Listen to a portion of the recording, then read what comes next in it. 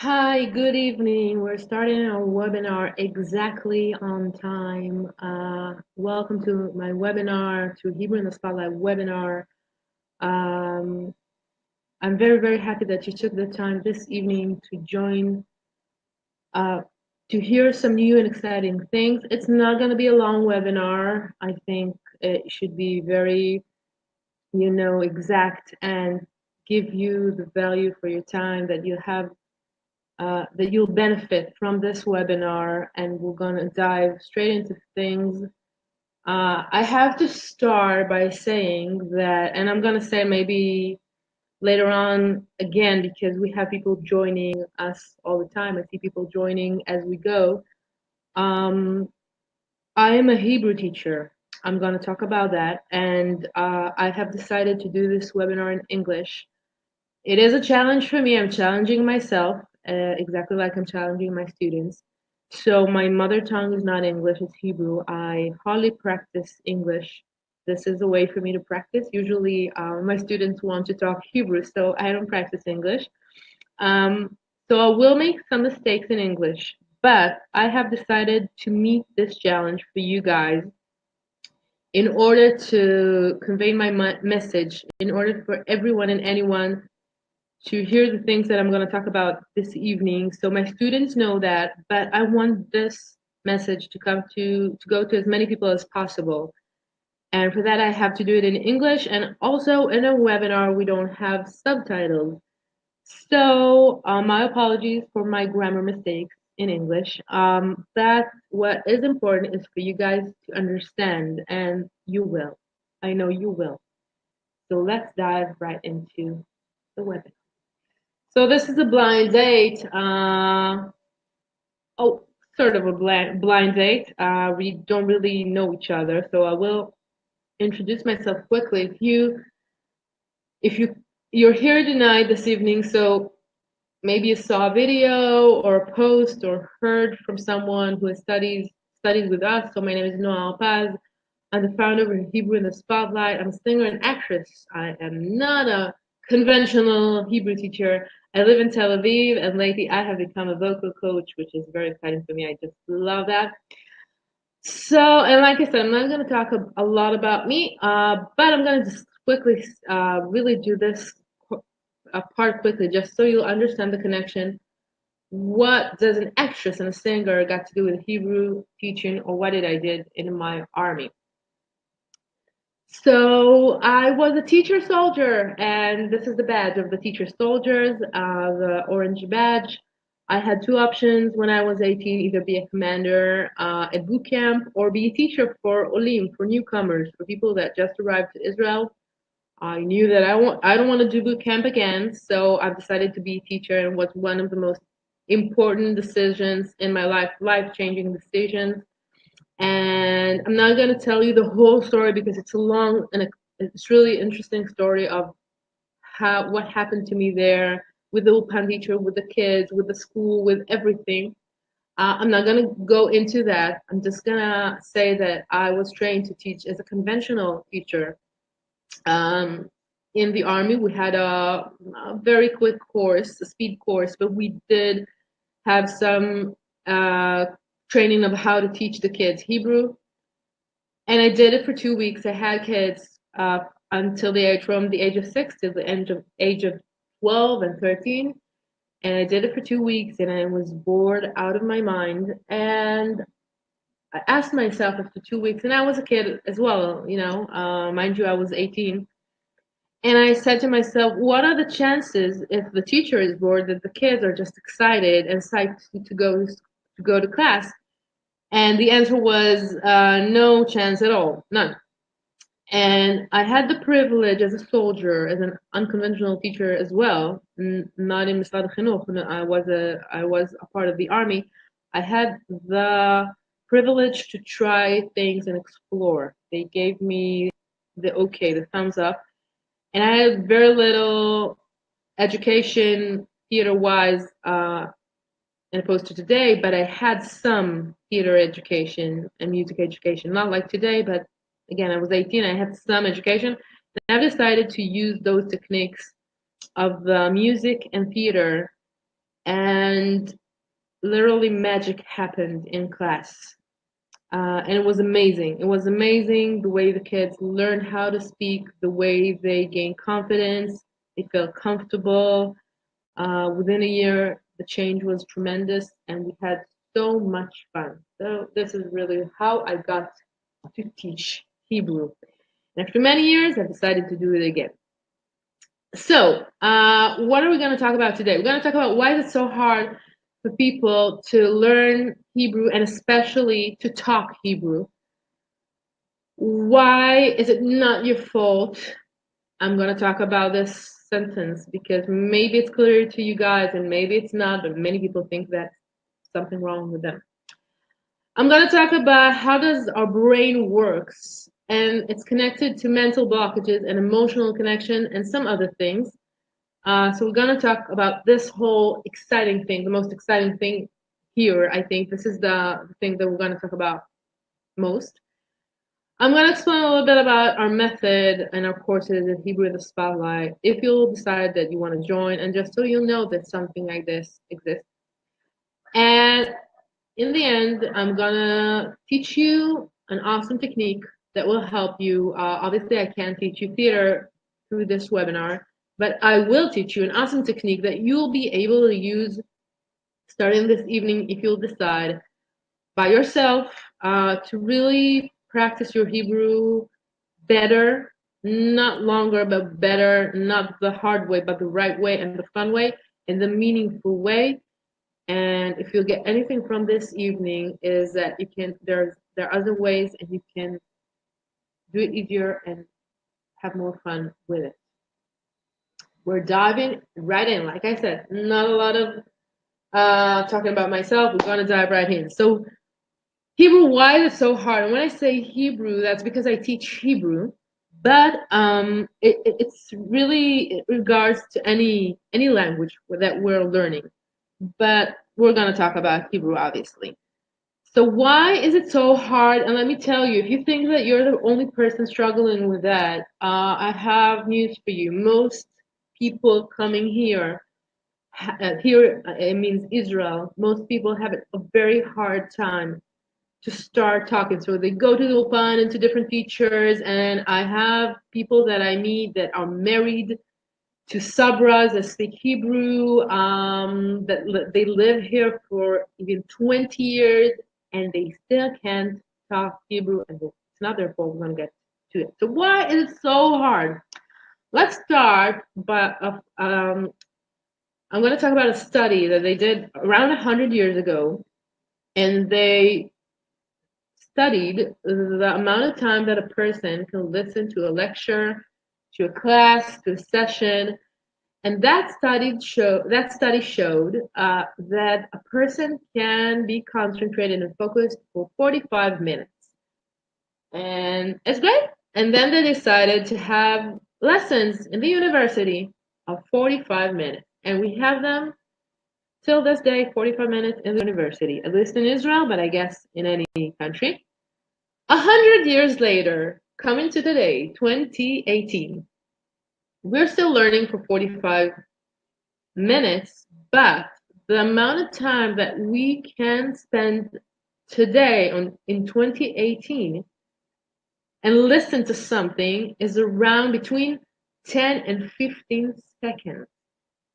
So it doesn't mean that we can't, after 15 seconds, we shut down and can't listen. Of course we can, but it's like getting in and out all the time, in and out in our mind. We hear and then we go out, and we hear again and we go out. And that's because, a lot of reasons, but mainly technology and the pace of our life, and everything is dynamic, everything is very fast, very high tense, and it's very hard for us to sit in a class for 45 minutes, but that's not the only problem. The problem is not the 45 minutes, it's the fact that we need to listen to a lecture. It's a little bit about like you're hearing me now, so sadly this is how it goes in a webinar, but in the class when we're studying, we're not experiencing, we're not doing the thing, we're talking about them. Like I said, I'm going to have grammar mistakes and vocabulary mistakes. So we're not doing the thing, we're talking about it. And it could be boring, which is a problem when you want to study. You want it to be interesting for you. It's very hard to learn when it's not interesting. So you have, motivation at the beginning, but it's not enough. If you want to study for real, motivation runs out quick. Okay? So it's boring. It's got nothing to do with real life. It stays in the classroom. It stays in the walls of the classroom, and when you go outside to your life, suddenly you can't speak, you can't talk. If someone asks you a question, or if you need to go on a job interview or a date, or just to communicate with people, then suddenly everything that you learned and studied in class stays in class. We're not practicing, we're listening to the teacher, we're imitating, maybe they're the teacher, a good teacher, and there are very good teachers, they ask us some questions, but really we're not engaging with our Hebrew with our full body and mind and soul. And listen, if you have just started to learn Hebrew, I mean, you know nothing in Hebrew, and you're going to start studying, then definitely go to a conventional class. I'm not against it. I'm pro Ulpans. I'm all for it. If someone comes to me and said, I never done Ulpan and I don't know Hebrew, I'm the first one that will send them there, because you have to learn the basics, okay? You have to learn something to start with. We're going to learn how to drive, just we need the theory. We need some stuff to know to start with. But after you've done it, and again, there are great Ulpans and great teachers and great conventional teachers, and it's important. But after you've done it, you need something extra. You need something else in order to take all that input that you've learned, all the things that you put in your brain. And look, if you've done an Ulpan, or if you've lived here, just lived here for a few years, there are some things that are in your brain, you've learned, you've heard. Our brains are it's a powerful tool, and we're going to talk about our brains in a minute. It's the most beautiful organ ever. Some will say there are other organs, but I will say the brain. It's a magnificent machine. It's just amazing, and you know more Hebrew than you think you know, but it's somewhere back in the back of the mind, in the back of that computer, and you don't know how to express it out. You don't know how to use the output, how to really use everything that you've learned. So why is it not your fault? Many people think that they're not enough. And I hear it so often, you won't believe it. From intelligent, successful, smart people that have done so much in life. And then they come to the Hebrew and they say, listen, I'm not good enough. I'm not smart enough. I don't invest enough time in learning. I'm not young enough. I love the young enough. Many people think that from a certain age, we can't learn a language, or it's harder for us to learn a language. And when I say from a certain age, I hear people that are 30 or 40 or 50, yeah? And it really doesn't matter, even if you're 80, you can learn anything. Okay, so let's talk about neuroplasticity. I'm not a scientist, I'll say that, but I'm exploring this thing. So many years ago, they thought that we can learn things that, not that we can learn things, but that our brain develops and builds new links, new paths, new connections between the neurons until the age of 8 or 10. And then we were taught for many years that you can learn something new, something meaningful, like a language, or to play the violin, or to play the piano, or do something like that, until the age of 8 or 7 or 10 at the most. Gladly, studies show for the last few decades that this is not the case. I'm going to talk about what is the case when we say kids have it easier, but it's not the case. We can learn and build new paths and new connections in our brain, and definitely language is a new path, a new lane. I'm going to explain for a second what is a new path. What do I mean? So if you have a mountain and you want to conquer this mountain, then, back in the time when they didn't have things to have a road, people just conquered with their feet. They go onto that mountain and they have a lot of nature there and a lot of wild nature, and they just walked in the same lane again and again and again. And soon enough, it became a path. Soon enough, their legs conquered by doing, by practicing, by walking every day. Many people on that path, they had a lane in this mountain that they can climb easily on it. The same thing happens in our brains. So we build connections, and I'm going to talk about how we build them. So it will be easier for us to build the connections using talking about the Hebrew part. But we build connections around everything, every habit we have, every belief, everything that we've learned, our mother tongue, how to play something, how to work something, how to use something, our profession. We built this path in using the connections of the brain, and today we know that we can do it all the time. So in Hebrew they just call it, I think it's neuroplasticity. Oh, it's a hard word, neuroplasticity. In Hebrew, I read it. It's called synaptical flexibility. It doesn't matter. We can learn and build up paths. So it's really got nothing to do with you being not good enough, not smart enough, you don't invest enough time, or you're not too young. What is, or you're too old, too grown up.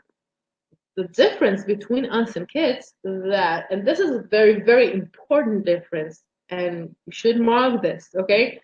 The real difference why kids have it easier than us is that they don't have as much blockages. And I really hope I say, blockages the right way, but they don't have so much limits in their mind, so much limits in their soul, and so much blockages and fear. So when a kid starts walking and they fall, they start walking and they fall, that kid, that baby, that infant will not say to himself, well, I think I'm really not good enough with that walking part. Maybe I know that other kids does it well. My parents do it perfectly, but I'm not sure this is for me. I'm not very talented at that. I know how to sit. Well, I'm gonna sit for the rest of my life. No, that kid tries to walk again and again and doesn't know that they can say. They don't know. The infants don't know that they can say to themselves, "You're not good enough." They just know they want to walk, so they try it again and again and again. And thank God we're all walking after a year or so. So we have a lot of blockages, a lot of things that we say to ourselves. And this is the real barrier.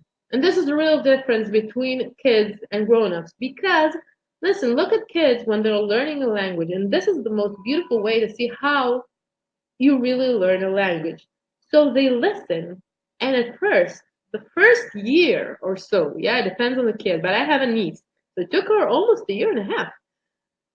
But let's say a year, okay? They're just listening. They use sounds, okay? They can't even really talk, but they're just listening, and they observe, and like a sponge, the language. And little by little, they start imitating, and they make mistakes, but they're not afraid of the mistakes. Those mistakes, they're not saying to themselves, "I'm stupid because I made mistakes." So they make mistakes, and then they talk, and they learn the vocabulary and the grammar by listening and trying to talk. This is the way that they're really learning. Okay, this is the best way. So many people will say, "I have learning disabilities." Well, guess what? So do I. Learning disability does not equal not being smart or being stupid at all. The exact opposite. And most people nowadays, again, because of our dynamic life, most people nowadays have a learning disabilities. But when you have a learning disability, the problem is not in your mind. The problem is with the method or the system, because we have just one way to learn something. And if you have a learning disability, then the only thing that you need to look for is the right way for you to learn. It could be by hearing, by listening to music, by talking to people, by maybe going to a pub. Maybe this is your way, maybe going to a conventional way of learning, maybe pain. I don't know. You know, there are so many ways of doing things. And if you have a learning disability, just find the way for you. But it's not a real problem. So how does our brain work? And this will give you a hint about the technique that I'm going to talk about again. I'm not doing it for a long time. It's not gonna even be an hour, so it's gonna come quickly. But let's talk about this beautiful organ. This is where everything happens. Everything, even love. Okay, it's crazy. Even when we fall in love, this is the thing that does it. So yes, definitely when we talk about language. Uh, well, again, I'm not a scientist. You know, there's a lot of talk about the conscious and subconscious, and I love reading about it. I'm not going to talk about that because, you know, I'm not, again, a scientist. But, and, you know, the left brain and the right brain as well. But let me tell you what I do know for sure. Like I started saying, there is the brain uses and observe input. Okay, maybe you can say it's the conscience. Okay, you get input. You can do it by reading a book, sitting in class, listening to a lecture. I don't know, whatever.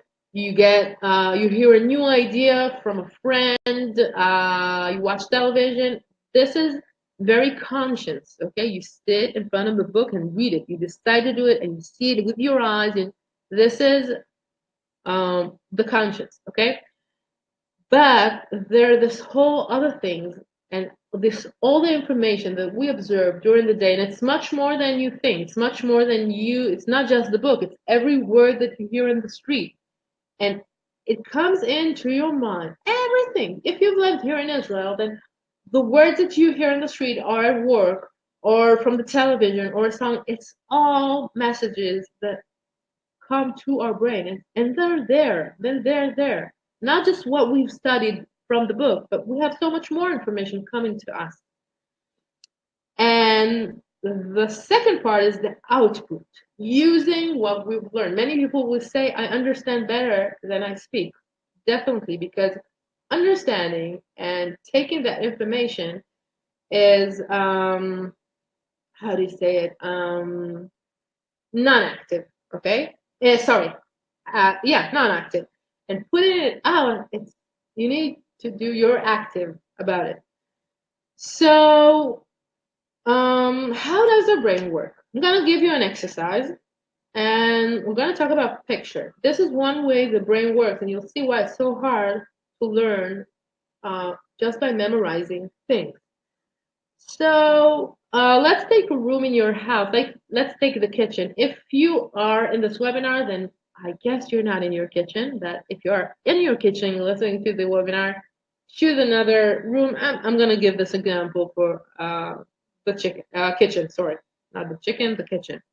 I'm going to talk about the kitchen. So don't look at your kitchen if you're close to it. Just, you know, turn your back and picture in your mind. I want you to see, and you don't even need to close your eyes for this. It's really simple. It's a very simple exercise. Just see your kitchen. Okay, do it with me. Let's play along a little bit. Let's try something to get a point. So see your kitchen, and you're not in it. You're just seeing it in you're visualizing in your mind. And see where is the refrigerator and where is the sink? Is it a big sink, a small sink? Is it full right now? Did you did your dishes? And where is the oven? Is it close to the refrigerator? You have something cooking there. Hopefully not if you're in this webinar because you'll burn it. Okay, and now I have a question after just doing this. If you've seen, sorry, the kitchen and the refrigerator and the sink and the oven and everything, how did you see it? Was it a picture of things, like you saw the actual refrigerator in your mind, you visualized the way the refrigerator looked, and you had like a picture. I don't know if it's like a film that you saw or just one still picture. But was it a picture or was it a list of words that you saw? Words, refrigerator, oven, just a list of words. So I have never met anyone that see it as a list of words. Most people, I don't know, I think all people, but I haven't met all people, all the people in the world. So all the people that I've met and I've done this exercise with, we see it as a picture. We see it again, either as a film or a still picture. So why, when we want to learn words, we make up a list and memorize that list or memorize that rule? It's very, very hard. Our mind thinks with pictures. Again, when we think of a person, we don't see their name, like letters of their name crossing our mind. We see that person, we visualize that person. But when we need to learn a language, suddenly we do lists of words from a book. So of course we're not gonna remember. Yeah, if you go to a grocery market, you have to memorize the list again and again and again. But what if you come to the grocery market and someone starts to speak to you and then you're stressed and you forget the words and you just it's just a list that means nothing to you. So pictures, and it's something that we're going to talk about in the technique. It's not just going to be constructed with picture, but this is one thing. And also not just pictures, but feeling. How do I know that? Because the things that we remember the most are things that are attached to strong feelings. It could be either a trauma or something very, very happy or very exciting. Most of us will remember where we were physically on 9/11. I remember the exact place and time and what I did and who I was with when I heard about what happened. I remember exactly everything, almost every sentence that I said when our prime minister Yitzhak Rabin was murdered, was killed. I remember everything. It was so intense for me. It was very emotional for me. I remember something from the age of 2. I went to the circus with my mother and my sister, and there were some clowns coming to us. I know it sounds silly, but I was scared out of my mind back then from clowns. I have to say a little bit today as well, but mostly then. And like this clown, there were, I don't know, maybe 20 clowns. I was 2 years old. 2 years old. I don't remember anything else, just this. And this clown came to me, and I was so scared. I started crying and getting hysterical, and I scared off the clown. He was really, I mean, I think today, he was very unfortunate to come to me, but it was traumatic for me, and I remember everything. What he wore, what I felt. So emotions connect us to memory. Okay, to really learn something, we need it to be emotional. We need pictures. We need to have context as well. So if we learn something from context, and when a kid learns how to speak, and he says mother and father, ima ve'aba in Hebrew, then it's from a context and a feeling. He sees his mother and his father, and he loves them, and this is the word for that infant. And the funny thing is, when I explore my niece, and she knows how to say ima and abba, mother and father, this is the first 2 words. But the funny thing is that she doesn't hear it from anyone else. Because my brother and my sister-in-law, they're not saying mother and father in front of her. And none of them they only say mother sometimes to the grandmother. There are no grandparents. So she never heard father. And still, this is her first word, Abba. This is her first word, and no one ever says it. She hears her name many, many times, but this is something that took her some time to say. Her name is Maya, and this took her several months after she started speaking, and she hears it all the time. But saying Abba and Ima was very, very quickly because she's very, very emotional about them. They're very, very important to her, and it's a context. She wants to call them. She needs it. Okay, so we need context, context. Sorry, we need it to be relevant in some way, not just a bunch of words and not just a story that's got nothing to do with us. We need to have practice, obviously, and we need to experience it, not to talk about it, not to hear someone else. Well, it's good to hear someone else. Listen, that's a great way to learn is listening to television, listening to music. This is the only way I've learned English. I didn't learn it in class, so my English is not perfect, but hey, I can use my English at any time with any person, and I'm doing this webinar.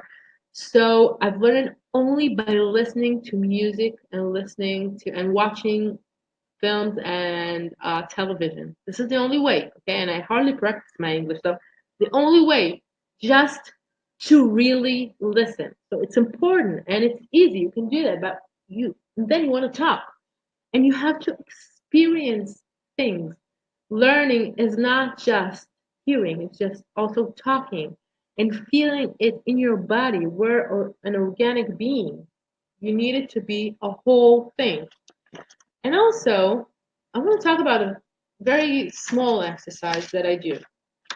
And let me just quickly, if, yeah, I'm going to go to that. But I have, and we're gonna go to the technique in a minute.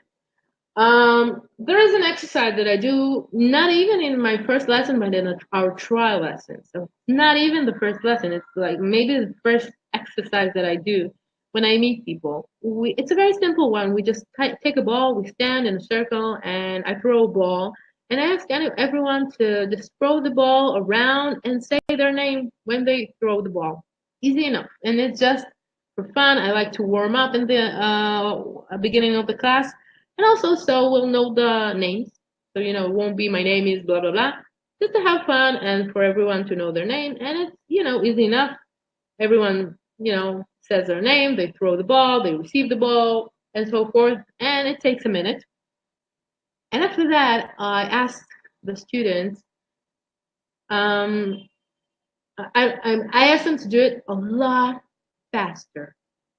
Very, very, very rapid and fast. Very, very fast. And I start pressuring them. I go like, go, go, go, go, go, no time, go, go, go, send it, receive it, go, go, go. And they're so stressed. I really put on some stress just to make that point. And they all of them forget their names.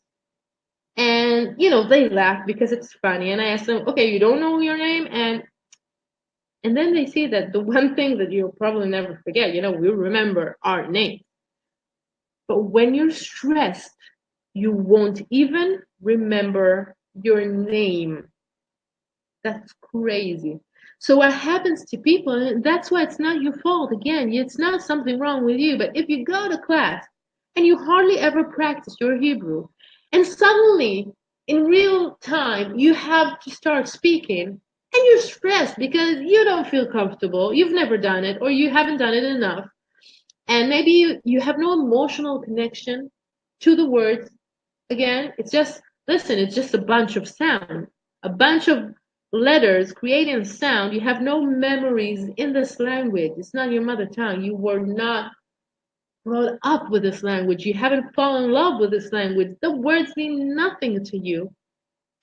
And suddenly you just need to speak and you're pressured and you forget everything and anything. It's not because you don't know. And then people say, well, I've learned so much, but I don't know anything.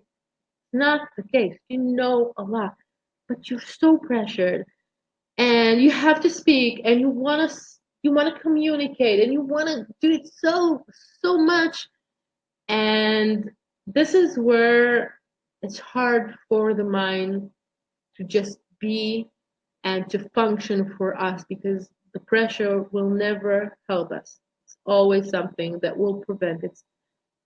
It's an obstacle for our mind to just being able to freely and happily speak and talk and communicate and go on that job interview and deliver our message and convey our ideas. Just simple enough, and it's even harder for people that use to that are very verbal in their own mother tongue, because this is their superpower. For me, talking to people and communicating with people is my superpower. I'm not a technological person. I'm not. This is my one. And if someone will put me in a country that I don't understand and I can't speak to anyone, I'll feel. Well, let me tell you, it'll be hard for me until I learn that language. Uh, I feel that it's not me. And also, when we learn and talk in a new language, it's like a costume. It's like someone dressed us up. The words are not ours. The sound is not ours. Sometimes even our voices change. Again, I come from music and vocal coach. So a lot of the time we have languages in a different pitch. Okay? Sometimes French and English will be in a higher pitch than Hebrew. And then we say, well, it's not even my voice. What are the odds for after all this that people will be feel comfortable to talk? It's not easy and it's not your fault. It's nothing to do with you. So quickly, and the last thing that I want to do is talk about the technique. And hopefully, anything you've understood that it's not your fault, and we're going to talk about how you can change it quickly. So what are we doing here with Spotlight? And I've been doing it for the last 4 years. This is the first time that I had the courage to do a webinar about it in English, but we have lessons and different courses, theater and music, and we have gonna do some new things this year with film. The last 4 years we've done theater, and we're still doing it. This is probably one of the best things that we do. And this is a show that you can see from your left in Ranana that was so amazing. Even the students didn't think, well, they didn't believe me because we did dialogues and we also did improvisations. And then they thought that I was crazy. A lot of the times my student thinks that I'm crazy, but I love it. I love it. I think, I'm challenging myself and them. But I knew that they were up for that because we worked for 5 months. We really worked. And I knew that they're ready. I would never put them, but they weren't sure because most Olim will think that still they're not good enough. What? We're going to do it in front of a live audience? And I said, yeah, you're gonna be awesome. And they were awesome. Man, if you're from Ranana, then I'm sure you've heard about it.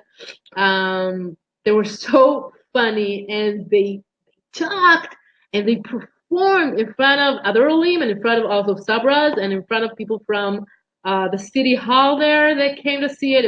They were very curious and everyone was in shock. The students and the audience. The audience didn't really think that they're gonna be this successful, and they were super, and they worked for it. Listen, there are no magics, okay? But they didn't invest 5 hours a day. It was once a week, and we had some private sessions as well. That's what we do for the five. We have some private sessions via Skype, or people come to me to Tel Aviv, and we have the lessons, and we do some work, but we do the right kind of work, and in the end, it's just amazing. The result was amazing, and we had so much fun. You see a camera. The camera is for people to really see how they advance. So I send it just for them, and then you can see the difference between the beginning and the end. And again, we're gonna have a film course this year as well, and also something cool with music, but that is coming up later this year. Um, and also, this is again after the show. We had a session to see the videos from the show. It was so much fun. Before I get to the technique, I have to say one of the things that theater or music does so well, and this is why I love it. It's a way, other than to experience, the experience is there, and you build an emotional connection to the words using the music and using the theater and the art. You're using more than just memorizing. You're not memorizing. Well, maybe you're memorizing a dialogue or monologue later on in the course, but it's still not memorizing because you have context and because you have a partner that you're working. It's a conversation. So either even if it's an improvisation or a text, then one of the things, and you learn the vocabulary from the text, and you learn the grammar by talking and reading. But one of the most amazing things, and it does so much things, one of the most amazing ones when you use art, theater, or music is that the criticism that we have like this very evil voice in our mind. Well, sometimes it's important to have that voice, but I think most of us today, nowadays, in our century, we have that voice shouting in our mind all the time. Like we can't hear anything else. That criticism, that I don't know, little demon that said you're not good enough.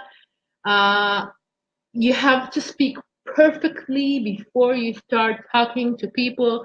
First, know perfect Hebrew and then start speaking. Well, it's the other way around. To have great Hebrew, you have to start speaking. Oh no, but what if I'll make mistakes? What if you'll make mistakes? So I have made mistakes during this webinar in English. Who cares? Okay? Even English speakers make mistakes. Even Sabras make mistakes in Hebrew. Just walk in the street, let me tell you, I hear so many mistakes. You know, people, we make mistakes. No one thinks something bad about you. And I have a video, if you want, click into my Facebook page. I have a video about patience where I interview because I know that Israelis don't think anything bad of you because you speak slowly or because you make mistakes, you guys. But my students don't believe me, so I just went with some students and I filmed a film, a short film, maybe 6 minutes, about patience. And I just went to the market and I didn't speak to any one of those people. I just randomly picked them. And with my chutzpah, with my Israeli chutzpah, said, listen, I'm doing a film for Elim and I want to ask you an answer honestly. Answer me honestly. When someone speaks to you and they didn't brought up with this language or not, Sabras, they were not born here. They studied this language for the last year, 20, doesn't matter. And they made mistakes. Do you think that they're stupid, that maybe you have no patience for them? You think, oh my God, what's wrong with them? And they absolutely said, no, we don't think that about them. And we have difficulties in English or in whatever. So, and we traveled, I don't know, to Europe and couldn't speak English. So no one thinks as badly about you as you. And those tools of theater and music, they just allow you to break free of this criticism because you're so invested in your partner or the acting technique or the music or the dialogue or the thing that you're feeling or a story that you're talking about that you for a second you forget this inner voice, this inner dialogue that says you're not enough and you have problems and you have to be perfect before you start opening your mouth, and you just open your mouth and Hebrew comes out. And it's so fun. It's freedom, truly freedom. And you experience it from once, one lesson, and then second lesson, and then third lesson. And soon enough, this is your nature. Okay? Let's go to the technique. And this is the almost end of the webinar.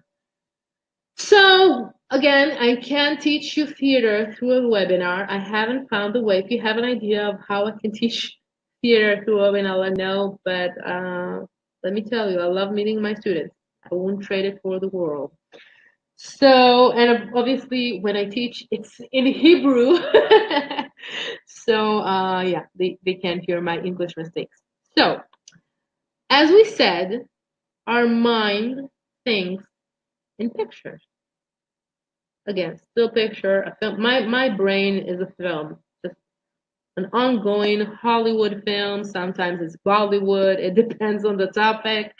But build a picture, and let me explain. For instance, if you want to learn, and this is just for something that you can do by yourself, okay? If you want to learn a bunch of words, new vocabulary, let's say, maybe you've heard some words that you're not familiar, or a sentence, or read something, and you really want to remember that thing to use it. Maybe you're even planning for a job interview, and you wanna, plan for that, and you're writing off sentences in English or in French or Chinese or whatever your mother tongue is, and you're translating it into Hebrew. You're using a dictionary, maybe Google Translate. Try not to because it's awful, but you ask someone and you want to understand what you're saying. You want to feel the words, not just to have it a bunch of sounds and letters coming in together, but really understand and feel what you're going to say. Because if you want to express yourself, your personality, like I said, it's not just about saying the words, using the mouth and saying the words, mouth, using the mouth and saying the words, not the mouse. Using the mouth and saying the words, it's about expressing your personality. You're a human being. You want to express who you are. Maybe you're very funny, but suddenly, you're very funny in English. You're very funny when you speak Russian, but when you speak Hebrew, like I said, you're wearing a costume. You're just obsessed or, focused about not making any mistakes. And you can be funny. You cannot be charismatic as you are in your mother tongue. You can't be interesting. Yeah, this is what you think, but it's not the case. So this thing is, if you want to take the things that you want to say and learn and have your personality shine as well. So you remember the words, you learn, you can use it in real time, and you can also let your personality shine the way it shines in your mother tongue. Listen, I make so many mistakes in English, but I'm the same person, okay? I can't put my qualities in English as in Hebrew. So yeah, Hebrew will be easier for me. Obviously, it's my mother tongue. We're not trying to have the second language be exact in the exact same level as our mother tongue. It will be very, very, very, very hard together. Before we get there, let's just feel comfortable to speak and have it to be fluent and easy and be able to communicate. So you take the things that you want to learn. So let's just take a small example, but you can do it if you're planning to a job interview as well.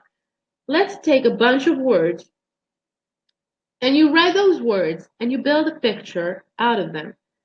So let's say you took a bunch of words and you just created simple sentences. Okay, you just learned the word khatul, which is a cat, and maybe you learned to say red car, mechonita duma. I'm just throwing, it doesn't really matter. And you also learn to say job interview, rayon avoda. And you just want those few words, maybe even more, but just for the example, we use those words. And you build up a simple sentence for each word, new word. Just using I just saw a cute cat. עכשיו ראיתי חתול חמוד. הרגע ראיתי חתול חמוד. I love my red car. אני אוהבת את המכונית האדומה שלי. And what else is this? Oh, and I have a job interview. יש לי רעיון עבודה. Very, very simple. So you start off by picturing the thing. Okay? ראיתי חתול חמוד. That was our sentence? Yeah. Well, let's say I just saw a cute cat. So הרגע ראיתי חתול חמוד, and I'm picturing the cute cat. I'm picturing, and think of a cat that you love or a dog, whatever. Think of something cute and think of that cat and picture that cat and say the word.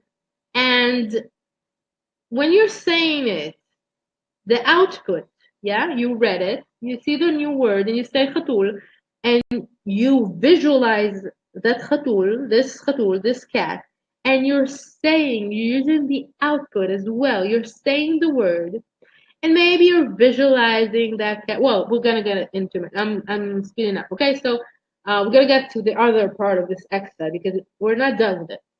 So again, use it with the car. Use it with a job interview. Okay, יש לי רעיון עבודה. So imagine yourself in a job interview. We're gonna get to this example in a minute because we have another layer to this technique. Not the only layer, okay? To have it more meaningful.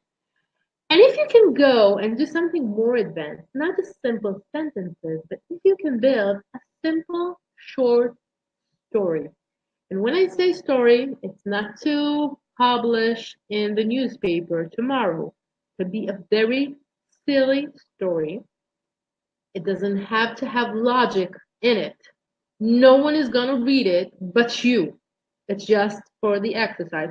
So you take those words and you build a story with using the simple words that you know. So maybe it will be, uh, I was walking on the street and I saw next to my beautiful red car this cute cat and I was very, very late to my job interview. So now you have a context. And while you're saying it and visualizing it, you can visualize it like a film going on. So you're walking to your red car and you're saying, אני הולכת למכונית האדומה שלי. Or I was walking, so maybe הלכתי למכונית האדומה. I was walking to my red car, הלכתי למכונית האדומה שלי. And I just saw a cute cat, and בדיוק ראיתי חתול חמוד, מה זה חמוד? מאוד מאוד חמוד ליד המכונית האדומה שלי. But I was very late to my job interview, אבל מאוד מאוד איחרתי כבר לראיון העבודה שלי, and you're just saying it and visualizing it. And the next layer of the short story is putting feeling in the story. So, if I love my new car, and if you don't have a red car, then I don't know, build something around it. Just picture this beautiful car. Maybe you want it, and then this cute, because we said you remember things that are attached to feelings. So maybe if I'm picturing visualizing this cat, I can visualize a very silly, odd looking cat. I don't know, sitting there with his paws, doing something silly and funny and cute. And while I'm visualizing that cat or my job interview, let's go to that. So I'm trying to learn how to say rayon avodah, job interview. And again, it's a very simple technique. Okay, you can use it with more meaningful sentences just to explain the technique. So maybe if I'm planning to a job interview and I'm gonna talk about what I'm gonna plan what I'm gonna say in a job interview. And obviously, there are things that I won't plan for because it's an interview, it's a conversation, but I am gonna plan something to have like a structure to feel more comfortable. I'm not improvising 100%, but I have something in my hand, something to lean back on. So, what does it feel like? Visualize you sit in front of that boss and you're talking about maybe your prior job and things that you're very good at, your gifts. And what do you feel about it? You're excited, maybe you're a little scared because it's a job interview, but work on the, good thing because you want to build up your confidence as well. So you gotta talk about your prior job and like project you did there, and you're so proud and feel yourself proud. And suddenly the words, the feelings, the visualizations, you saying them out loud in your house. No one hears you, but you are practicing them out loud. It'll feel weird at the beginning, maybe, but it works. You're practicing by yourself. You're visualizing. There is a picture. It'll stick. You have a certain emotional feeling. So when you talk, it won't be just a blah blah blah blah blah. A monotonic talk. You'll have the feeling and the ability to express your personality as well. Because we don't want to just be a machine that talks. We want to show ourselves. Yeah, I have confidence in Hebrew as well. Yeah, I'm funny. Yeah, I'm interested. I'm charismatic. I'm confident. I'm everything. And it doesn't matter which language because it's always me. It doesn't really matter what kind of letters or sounds I use. It's me. It's gonna be me regardless of the language that I use. So take words, build a short story. Start building a picture in your mind and seeing it. Sit in your house and see it and then say the words. Take it outside. Say the words. Tell the story in Hebrew. Okay? Tell the story. ספרו את הסיפור שלכם. I'm gonna say it in Hebrew as well. שבו בבית. Okay, wow. It's a lot of fun speaking Hebrew suddenly. שבו בבית. תבנו משפטים או סיפור קצר מהמילים שאתם לומדים. ואז תדמיינו את הסיפור הזה. תבנו את הסיפור הזה בראש. תראו את התמונה. תראו את הסרט ותתחילו להגיד את המילים.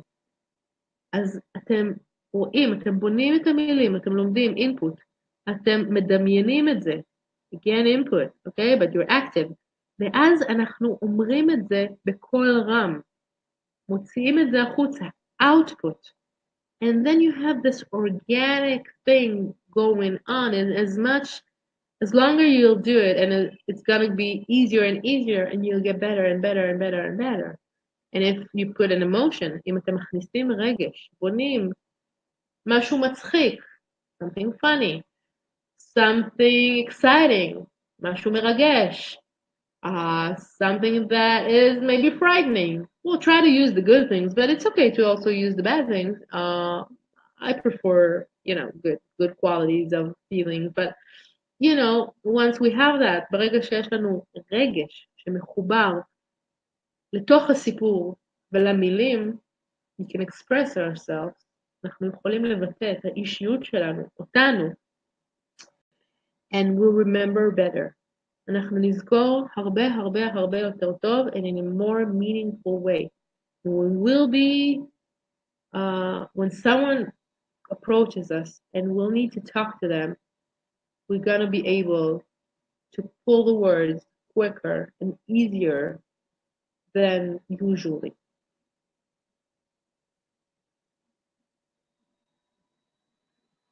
So we're wrapping up this webinar up.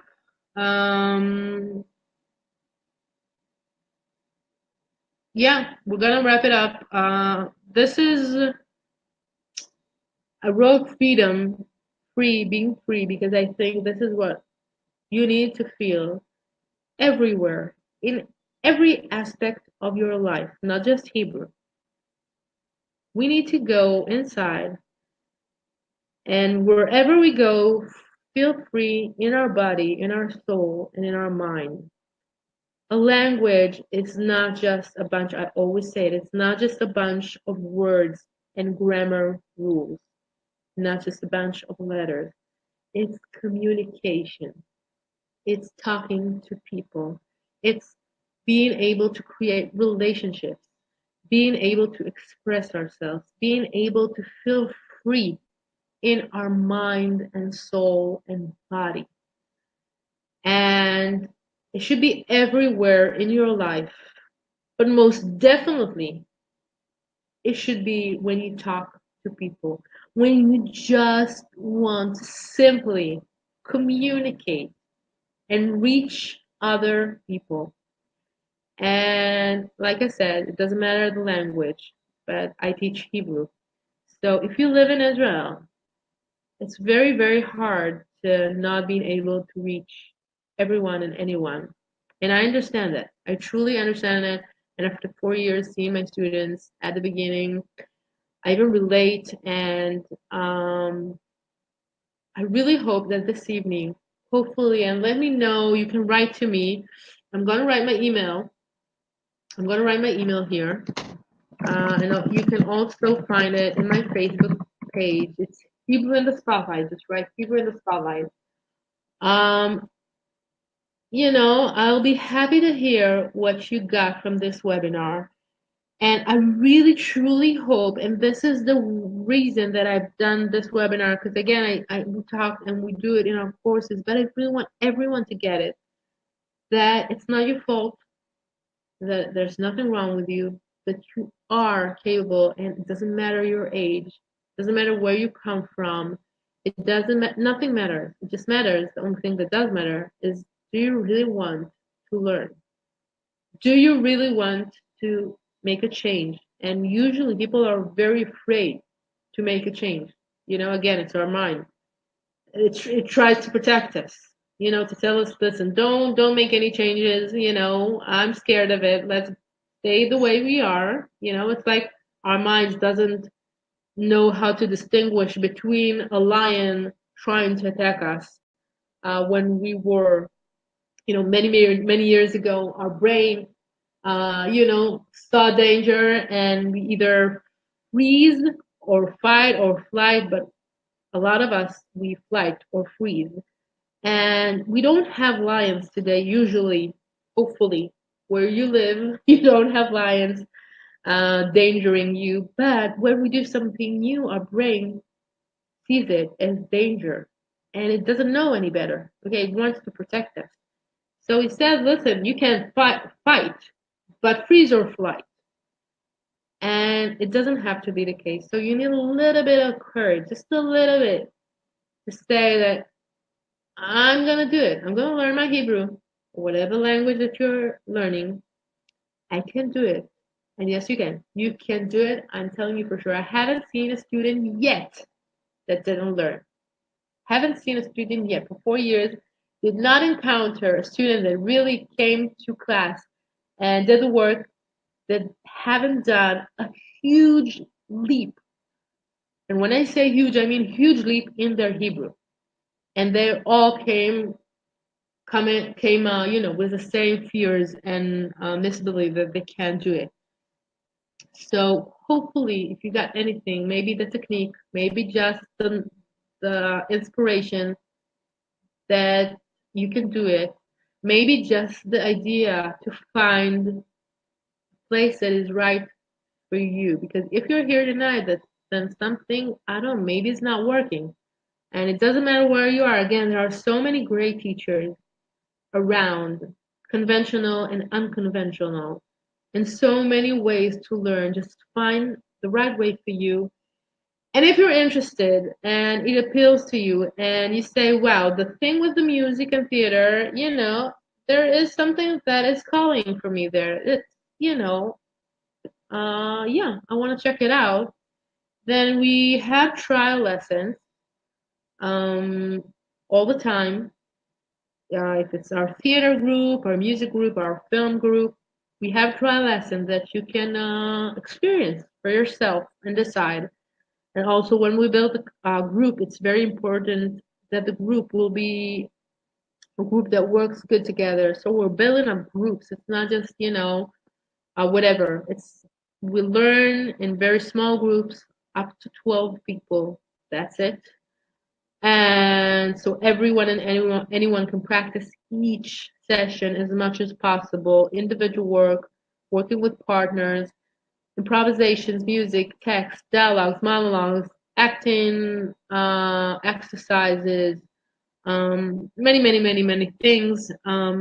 So we have trial lessons. If you want to know the dates, click on our Facebook page. We're advertising all the time. We have some coming up really, really, really soon this month and the month after. We are located not mainly, but we are located. I'm located in Tel Aviv. Our courses are in Tel Aviv, Ra'anana, and Jerusalem. I love teaching.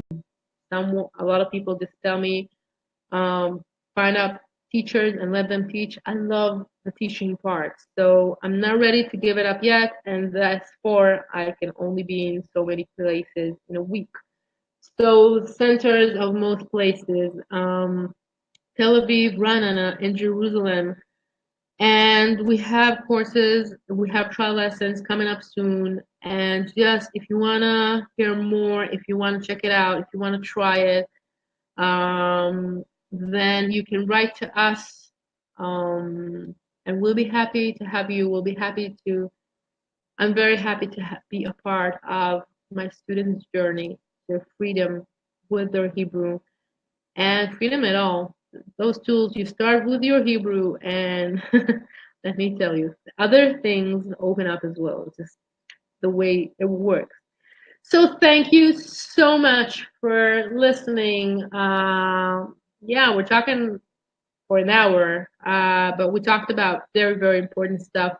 Thank you so much. I can talk for so much more, but in Hebrew. If you want to hear me so much more, you'll have to hear it in Hebrew.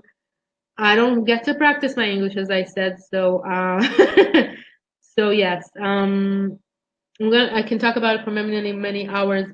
but hopefully I delivered a small message. Thank you so much for being with us. Thank you so much for hearing this webinar. I'm very excited to have done this and have a great evening and so much luck. בהצלחה לכל מי שנמצא פה היום. בהצלחה גדולה, גדולה, גדולה עם העברית שלכם. אני מאחלת מכל הלב, ואני יודעת שכל אחד וכל אחת מכם יכולים לעשות וללמוד הכל. השמיים אפילו הם לא הגבול. Even the sky is not the limit. אז ערב טוב, שערב נהדר, ולהתראות. ביי ביי.